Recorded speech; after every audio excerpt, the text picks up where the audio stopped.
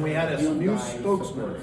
And he came in, I met him, Christian Fittipaldi here. And then we also get some stuff in Texas with exotic cars as well. Christian is an accomplished driver. He, I don't know if everybody knows, he raced some Minardi's and got him fourth place, which was a big deal back then. Also Footworks, got them the fourth place as well, which was a big deal. And then he raced IndyCar, Rookie of the Year. He raced Sebring, which this is the most important one. He won the 12-hour Sebring. And then he also won the IMSA Championship. I think you have 4 Rolexes, Daytonas? Or 3, sorry, 3. Yeah. 3 Daytonas. And, I've known him for, now like 12 years. So happy to have him out. He'll hopefully be a character. We flew him in from Brazil, and he'll be out here from time to time helping our members. And if you have any questions on anything, he's perfect. So, do you have any famous people that you know that you're related to? Yeah, I do. You. So, hey everyone, I'm really happy to be here. As Paul mentioned, yeah, we know each other for a couple of years right now. I have to put up with you for a bunch of years. It's okay, it's always a pleasure. Yeah, racing has pretty much been in my blood.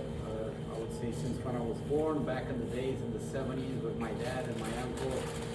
Emerson won the Formula 1 championship 2 times, and then my dad, as a driver, he did a little bit of Formula 1, and then he decided to build the Formula 1 cars.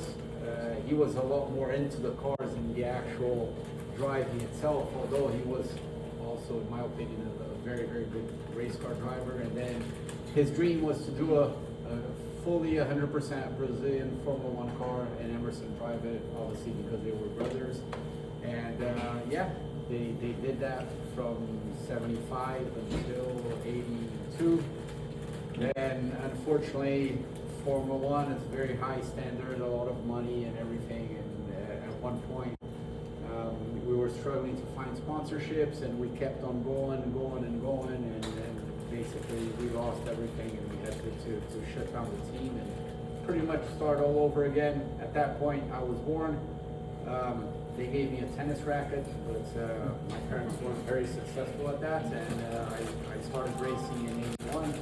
I raced professionally until 2019, and it has been a trip. Like, I'm very, very thankful to everyone I have met, to everything I learned, not only on the track, but outside of the track, and it has been a really, really cool journey, and obviously I'm here right now doing other activities. I don't drive professionally anymore.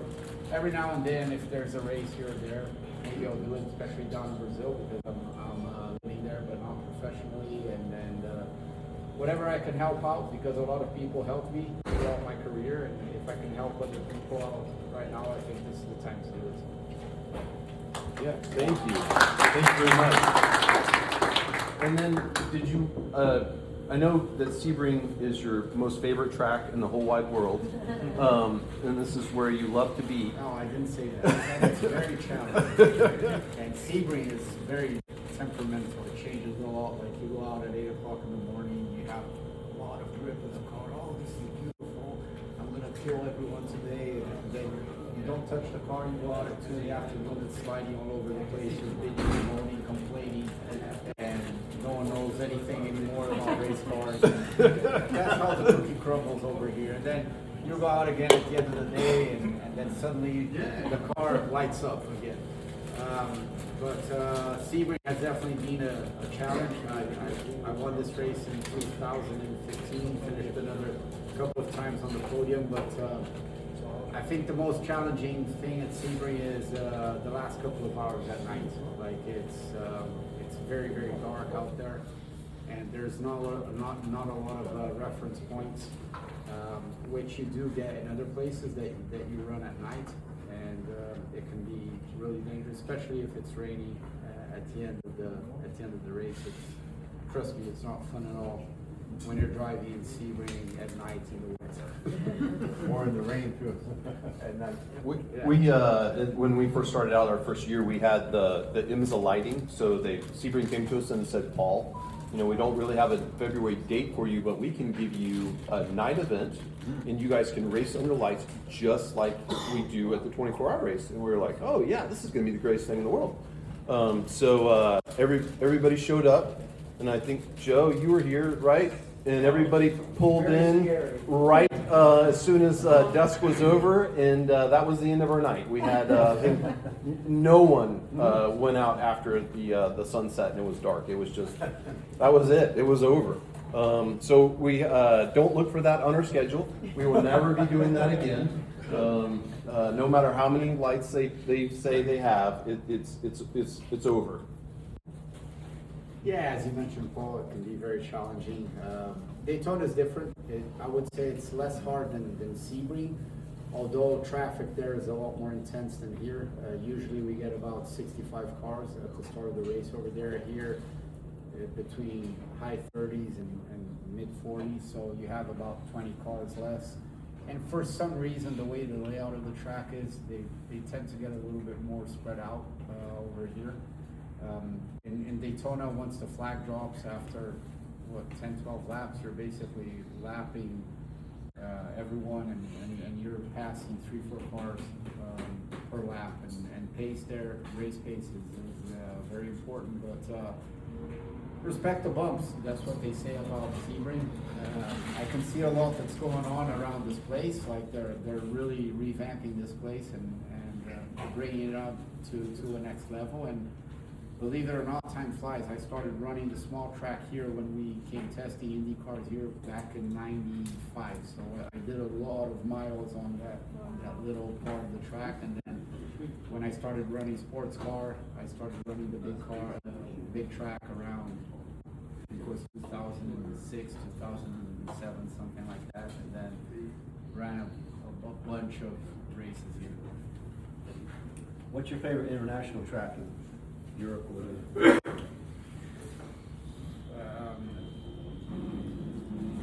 International, I would say South Africa, Kyalami. That's really, really unique track. As far as energy is concerned, I would say Le Mans. It's very special. Like as soon as you're driving into a place, we had the debate. The Monaco debate, yeah, the races are boring there and everything, but I tell you one thing, like qualifying in Monaco and really running it on the ragged edge is something really special. And it's one of those things that when you get the lap right, although it's only a 1 minute 12 or 10 or 13 lap, which is relatively short, once you start the lap and you cross the start finish, and during the lap it almost takes forever. It seems that you're on a trip for about 2 hours, because although you're going very fast, everything in your mind goes really slow, because I can't screw up, I can't hit the arm pull here, I can't do this, I can't do that. And my first visit there, I remember Alesi telling me, like, he said, you're gonna see, you're gonna hit the arm pull about 3-4 times during the race and everything. I said, you're full of bullshit. No way. Like, if you hit the arm pull, you're probably gonna destroy the car. And yeah, I didn't hit it 3-4, but I hit it good 2 times during the race. And then after the race was over, I went up to him and said, yeah, you were right.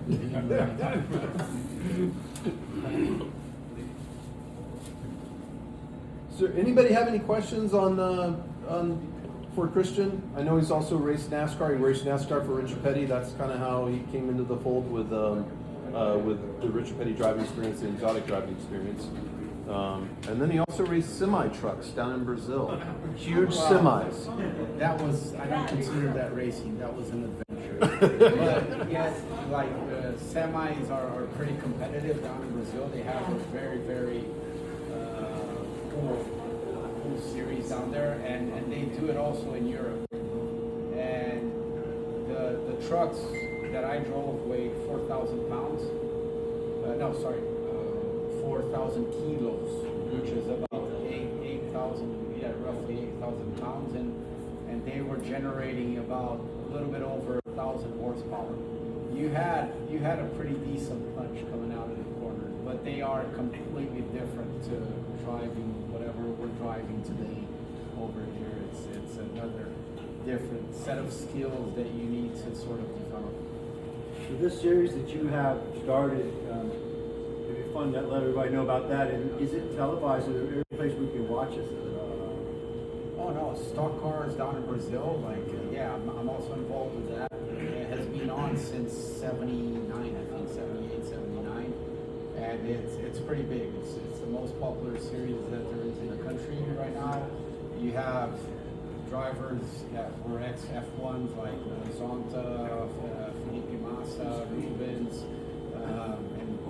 and some more that have been like traveling all over the world and racing different series that they decided to go back to Brazil and they are racing that series and we are 34 cars if I'm not mistaken and sometimes we go to some places that the grid between the first and the last is about a second difference. Like it's incredibly tight and it's very, very competitive and really professional. And you're also the Formula One commentator for the Brazil feed, correct? For Formula One. So if you guys speak Portuguese and want to watch Formula One race in Portuguese, it'll be Christian doing your color analyst. Well, I had my April was off because of obvious reasons. There weren't Right. any Formula One races. They're like messing around with the new regs, and hopefully it's going to be all set up for Miami. But yeah, that's it. I had done this with IndyCars in ESPN Brazil for the last 4 years. And then this year, when it went back to Global TV is our big network. I got the opportunity to go together with them, and this has been something new to me right now doing Formula One. But it has been nice. And the cool thing about it is that when you're analyzing a situation, it's not that you need a study because as I have pretty much done that my whole life. Yeah, I can get it wrong. We're living and learning. We learn every day, but once you look at the situation, at least you have an opinion about it, and you don't need to go back home, do your homework, or think about it and everything. You can immediately say your opinion about it, and usually we tend to be right.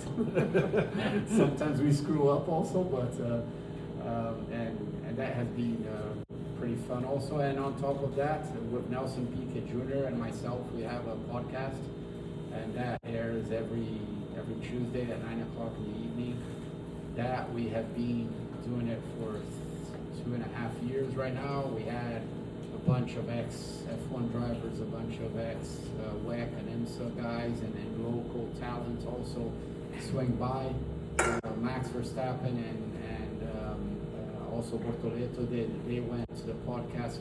Bortoleto has been about 3 times already with us, but Max was there with us at the end of last year. Then we bring some very iconic people that have worked with Formula One, engineers and reporters and photographers, and right now it's going really well. And as far as raw, pure racing is concerned, we're probably like the #1 podcast down in Brazil that only talks about racing, not like automotive industry in general. Obviously, there are people that are a lot bigger than us, but again, I'm doing the transition from an ex-driver to what's next in my life, and I think I'm taking it pretty well because, in my opinion, everything in life has a beginning, middle, and end. And the racing car driver came to an end chapter. I was lucky enough to finish it off exactly on my terms, and I think that made all the difference in the world, because when you're sort of kicked out of the situation, I think it's a lot harder for a driver. But I wanted to do my last race in Daytona. I managed to do my last race in Daytona. Everything was announced 6 months prior, and so I can't be more thankful to all the people involved, and also for the opportunity that they gave me to be able to do that. Hey, thank you very much, Christian. And he'll be around later today if you guys have any questions for him. And thank you again for flying all the way up from Brazil to be here. It's not all the way up, it's only an 8-hour flight. We go to California, we take what, 6 hours to get there? Just another extra 2 hours. Thanks, guys. Thank you.